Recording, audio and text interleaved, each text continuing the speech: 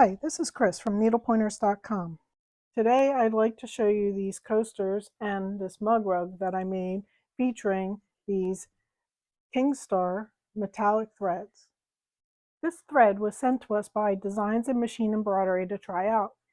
I was worried about using this thread because I've tried other metallic threads in the past and they have been very frustrating.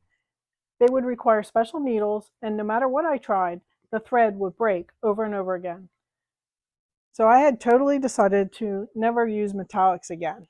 But since we are a Dime affiliate and they sent us these threads to try out for free, I decided to give them a chance. I'm actually really glad I did.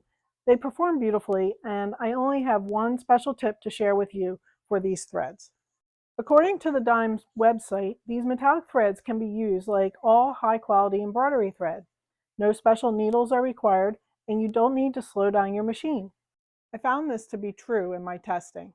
If you are interested in purchasing any of these designs, metallic threads, or the wool mats I'll show you in this video, please click the link in the description of the video to visit our webpage for this project.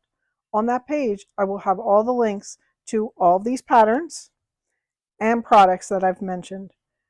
We get a small commission for some purchases made through links on our site, so we really do appreciate it if you click through our links to make purchases, as this does help us to keep making more content like this for you. At first, I made this Thanksgiving in the Hoop mug rug pattern by Sweet Pea Machine Embroidery Designs. I used each of the 4 colors in the lettering and the feathers on the turkey.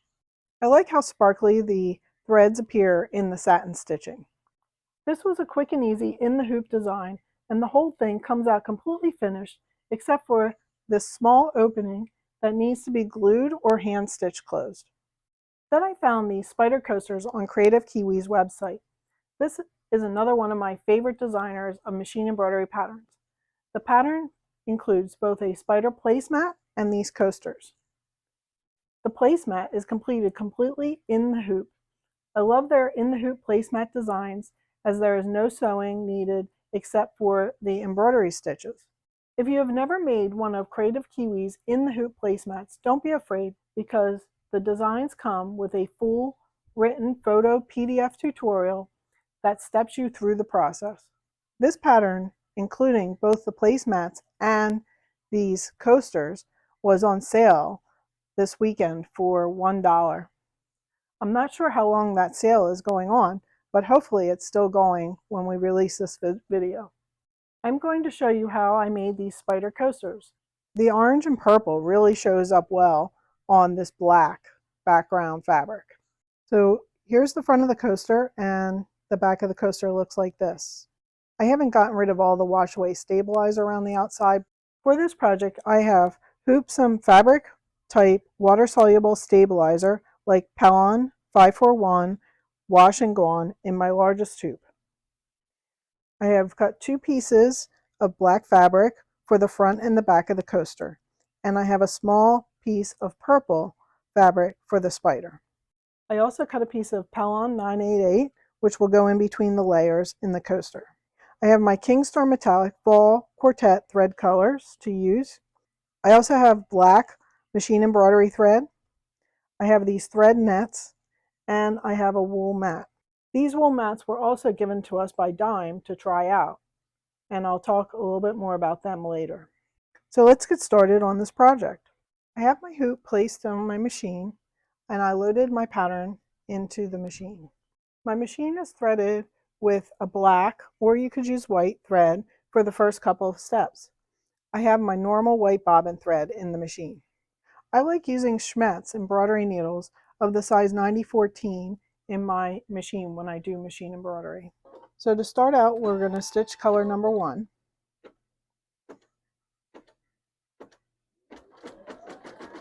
And I'll fast forward or cut some of the stitching out so you don't have to watch the whole 26 minutes of stitching out this design. Next, we take the batting fabric and place it over top of the placement guide stitching. Make sure you cover the entire area, and then place your main color fabric down. this is the color fabric you're going to see on the top of your coaster when it's completed. Stitch color number 2 to attach.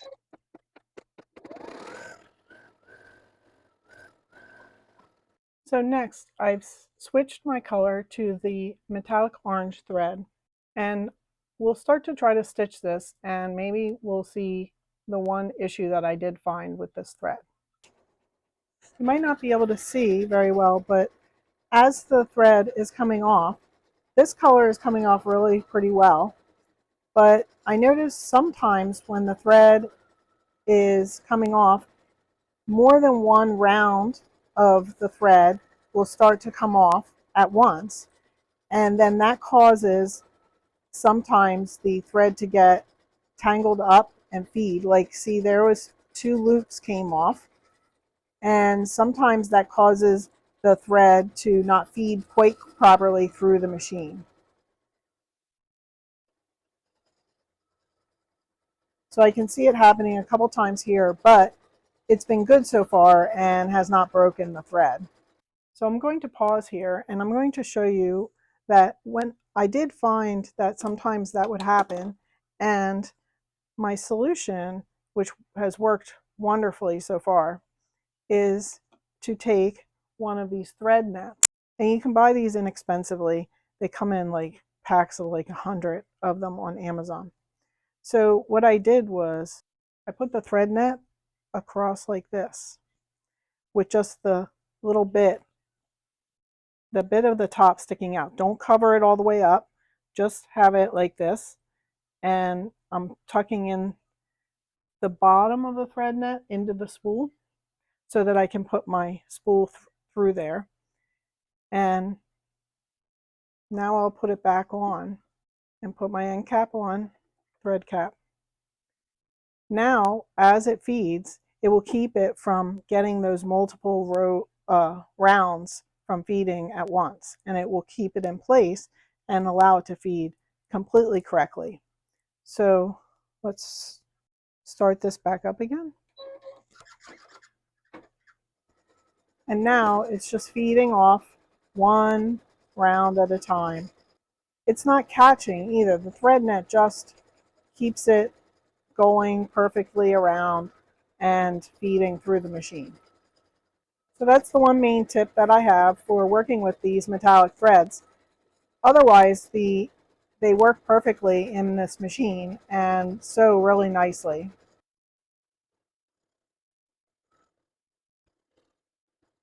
So you can see the spider web is completely stitched with the orange metallic thread. Next, I'm switching back to the white thread in order to stitch the spider outline. Place the spider fabric over top of the outline so it completely covers it, and then stitch the next stitch to attach. As you can see, it leaves a small section unstitched, and that is so that you can add a little bit of polyester polyfill or stuffing into the spider to make him a little bit puffy. So on this previous spider that I stitched, you can see he's puffy there. But I did notice that I had trouble getting it to stitch down completely when after I stuffed this, and I think that was because I put too much stuffing in here. So just put a tiny bit of stuffing just to make him a little bit puffy, and don't go overboard like I did on these first 2. So I'm going to take a little bit of stuffing, maybe even less than that, and stuff it in there. And the best way to get it in there is to actually use some kind of poking stick like this, to poke it into the middle of the spider body. So I'll be right back after I put the stuffing in. So here you can see I stuffed him a little bit in there. And then the next stitch will close the hole. The next step is to trim the fabric around the spider. So I like to use curved embroidery scissors to trim around my applique embroidery. And you trim pretty close to the stitching line, maybe leaving just a fraction around the whole thing. And it helps to turn your hoop as you're going around. And the satin stitches should cover up the raw edge of the fabric. The next thread I need to use is the purple metallic. So I'm going to place my thread net around that, tuck it in the back, and I have the thread end sticking out. The next two steps is to stitch around the spider and to stitch the spider's legs.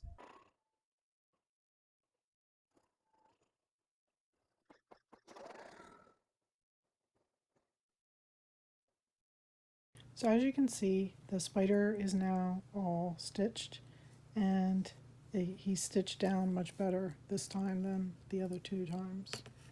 This is where I use the wool mat. As I said before, Dime sent us these also to try out. They are made to fit the sizes of different embroidery hoops. So as you can see, this one fits this size hoop.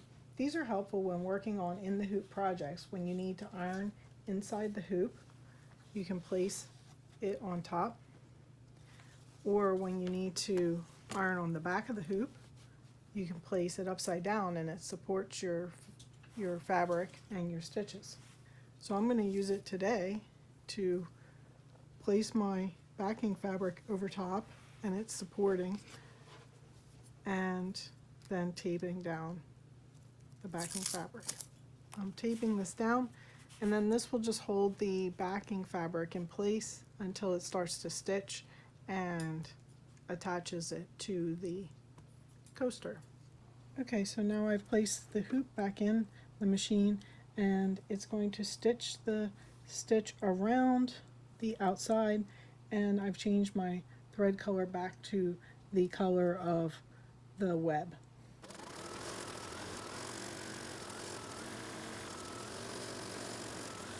But one of the last two steps here is to now trim, similar to how you trim the spider fabric.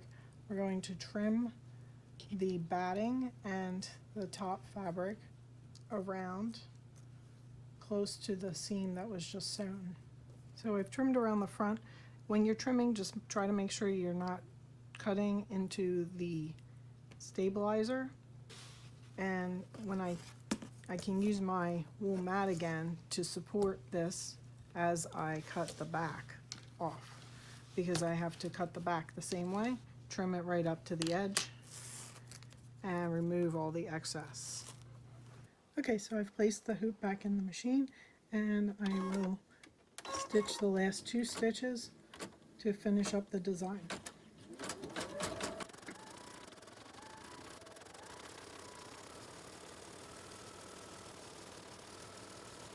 Alright, so all the stitching is complete on this coaster, and it turned out really nice. And the last step is to trim the stabilizer around the project. And I like to, since there's these large pieces, I like to cut them off into one big piece, and I can reuse these pieces later when I stitch another smaller project. Just use your scissors to kind of cut close to the stitches, but be sure not to cut over the stitches into the stitches all the way around. So then you should have it look something like this, where there's just a little bit around the edge. And to clean up that edge, you can take a dampened Q-tip and run it along here, along the edge, and that should dissolve the wash away stabilizer. So which one do you like the best? Let us know in the comments below which one is your preference. And how do you love this cute mug rug? You just have to love this little turkey guy. So if you like these designs, you can stitch these with regular non-metallic thread too. I do like the look of the metallic thread though, but I think it would also look really nice with the, regular shiny maybe some bright colors. I hope you enjoyed learning how to make this spider coaster and about the metallic threads. Like and share our videos, and if you're not a subscriber, subscribe to our channel so you won't miss future videos. Help us spread our videos by sharing them with your friends on Facebook, Twitter, and Pinterest. Visit our website, needlepointers.com, for lots of other machine embroidery tutorials and free projects. While you're there, sign up for our free weekly newsletter so you won't miss any of our new tutorials. Happy sewing!